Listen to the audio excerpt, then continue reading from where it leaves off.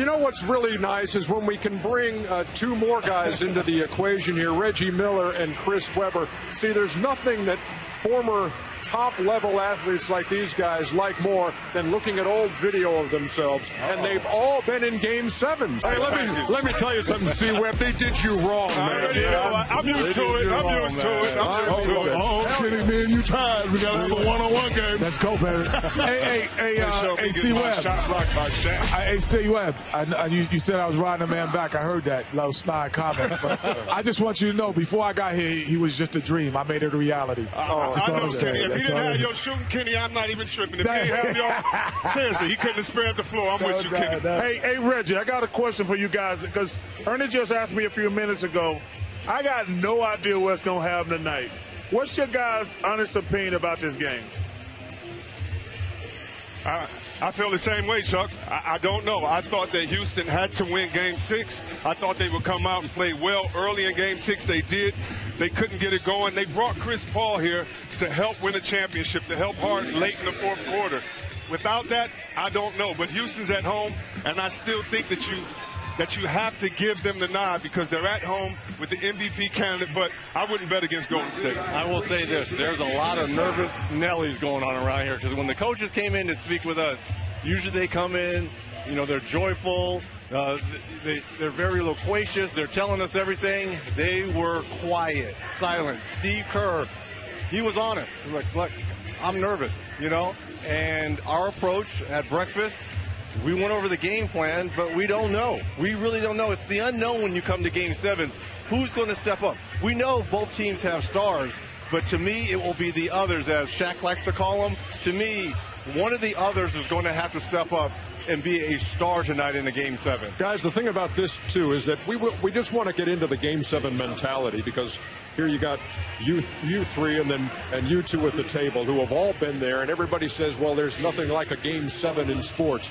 Take me inside the locker room right now from your perspective, Reggie and Chris, about how you're feeling at this point when Game 7 is right around the corner. Well, for Golden State, starting on the road is probably the best thing because obviously you know that the fans are going to be pro-Rocket. Trying to have the Chris Paul effect late in the game, and that was manufacturing fake confidence in that situation. It was going around keeping guys hyped when I think at the same time we kind of knew that we needed all of our guys. And so I'm kind of wondering what Chris Paul is going through. A couple things. One, is he thinking about his future, saying, will I ever be back here again? Will my body ever be the same? And then secondly, how does he keep guys enthusiastic? How does he pump guys up with the fact he's not out on the court? To me, it's just going to be interesting watching him on the bench tonight. And guys, there's two legacy games going on tonight.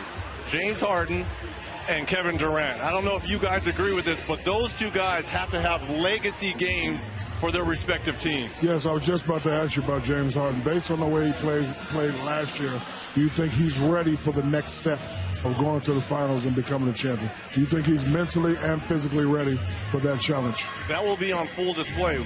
We know what happened last year in San Antonio. I won't call it a meltdown, but he had checked out in that series.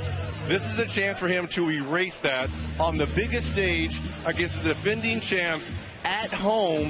This is a chance to put your name up there with Kenny Smith. Okay, I'm kidding. But Hakeem Olajuwon, Calvin Murphy, Rudy Tomjanovich. He can be one of those legacy Rockets now. And I'm not kidding. Kenny, you made big shots and you got your rings. That was my you get that. That was my next question. I think you get that respect though on Durant, because Durant is he's playing with the MVP. Right. He's on the team he came to when he was down. So I don't look at this as a legacy game for him because you saw what happened in Game 6. All he had to do, not all, he gave you 21, and Klay Thompson and Curry still did their thing, and they have an experienced team. For me, in that stage of my career, when I played in Game 7s, I was a guy. It was calm for me because I was like, I'm going to get my 12 to 14 points, but I wonder how my main guy's feeling. How's Dream feeling today?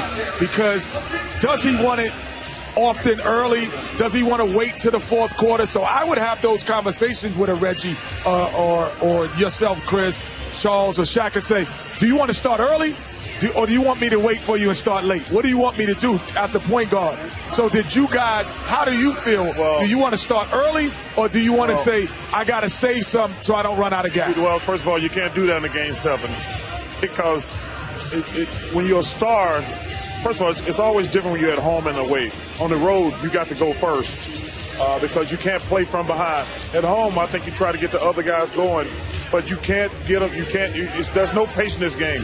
It's like a baseball game. If a pitcher gives up a couple runs quickly, you got to go to the bullpen because it's such an abrupt end. That's why people love Game 7s and hate Game 7. Because when you lose a Game 7, you put 6-7 months into something, The finality and it is over. And you go back to the beginning next year, and because when you're down 2-1, 3-1, you kind of feel it coming. But when you're in Game 7, you don't feel the abruptness of. You're like, oh, we gonna play tomorrow. We just practice tomorrow.